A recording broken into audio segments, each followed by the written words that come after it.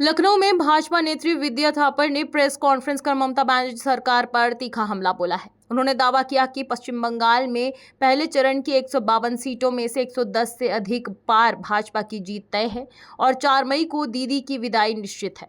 विद्या थापर ने भ्रष्टाचार के मुद्दे पर जीरो टॉलरेंस की नीति अपनाने की बात कहते हुए कहा कि सरकार बनने पर सुप्रीम कोर्ट के रिटायर्ड जज से घोटालों की जांच कराई जाएगी। इसके अलावा उन्होंने घुसपैठ के खिलाफ असम की तर्ज पर अभियान चलाने और महिला सुरक्षा के लिए फर्स्ट ट्रैक कोर्ट स्थापित करने को प्राथमिकता बताया। बहारी के आरोपों पर पलटवार करते हुए उन्होंने कहा कि मुख्यमंत्री बंगाल की माटी का ही होगा, कोई भतीजा नहीं। उनके इस बयान से साफ संकेत मिलता है कि भाजपा बंगाल में डबल इंजन सरकार और विकास के एजेंडे के साथ चुनावी मैदान में उतरी है। अगर बात करें कि पश्चिम बंगाल के पहले चरण के मतदान के बाद बीजेपी अब कैसे अपनी स्थिति को देख रही है? पहले चरण के 152 सीटों के मतदान के पश्चात हमने जो बंगाल के लोगों में एक स्पष्ट उत्साह दिखाई दिया है और हमारा ये खुद का ये आकलन है कि हम 110 से ज़्यादा सीटें यहाँ जीतने जा रहे हैं, क्योंकि बंगाल की जनता ने जो भय से भरोसे पे जो कदम बढ़ाया है, उससे निश्चित रूप से ममता बनर्जी की जो सरकार है अब उसकी विदाई बहुत ही जल्द होने वाली है। बात कर ले तो बंगाल चुनाव की, तो बीजेपी मुख्य चुनावी मुद्दा क्या लेकर के चुनावी मैदान में आई? क्या ऐसा मुद्दा होगा जो बीजेपी का जो मुख्य चुनाव मुद्दा भ्रष्टाचार मुक्त और घुसपैठिया मुक्त बंगाल है। यहाँ पे 15 वर्षों से जो कटमनी सिंडिकेट, जो राज और भर्ती घोटालों ने पूरे ही यहाँ के युवाओं का जो भविष्य है वो बिल्कुल अंधकार में डाल दिया है और अब हम इसको वापस सोनार बांग्ला बनाने और कानून व्यवस्था बहाल करने के संकल्प से हम ये जो चुनाव है वो लड़ रहे हैं। विपक्षी दल जो आरोप लगा रहे हैं कि चाहे चुनाव आयोग हो, सुरक्षा बल हो, बीजेपी पर कि उनके इशारे पे काम कर रहा है, इसको किस तरह से देखते हैं? ये तो हारने वाले दलों का ये हताशा दिखती है। सच्चाई ये है कि जो शांतिपूर्ण मतदान हो रहा है उससे सारे ही आश्चर्य में हैं, आश्चर्यचकित हैं और जिनको जो हिंसा मुक्त चुनाव नहीं देखना वो वही है जो शुरू से बूथ कैप्चरिंग, डराने धमकाने की जो राजनीति करते आ रहे हैं, उन्हीं को परेशानी है। जिस तरह से भाजपा का एक मुद्दा अहम है घुसपैठिया को लेकर, वो क्या मुद्दा यहाँ असर दिखा पाएगा बंगाल में?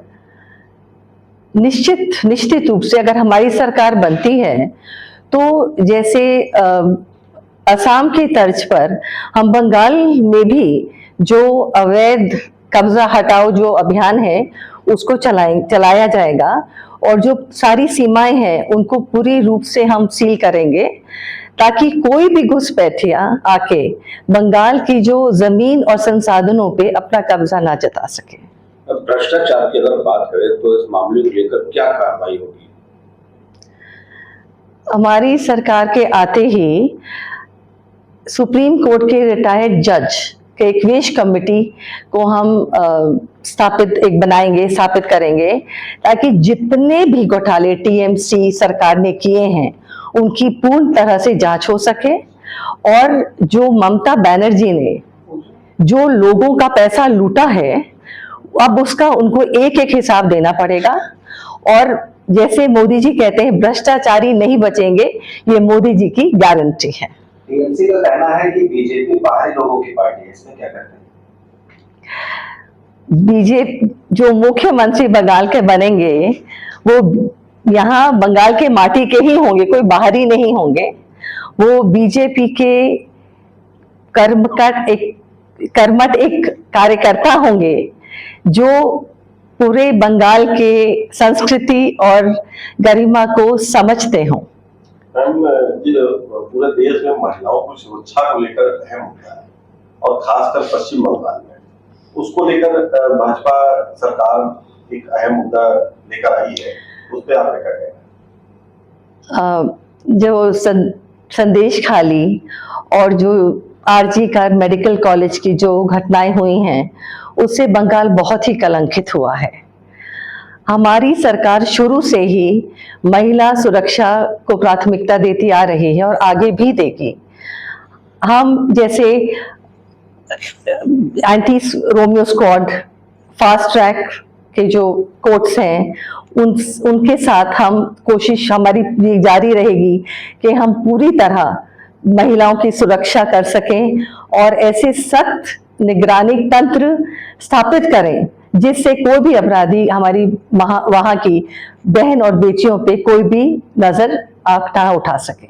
बंगाल की आर्थिक स्थिति और रोजगार पर आपका कैसा विजन है, क्या देखते हैं, किस तरीके से? हमारी सरकार आते ही हमने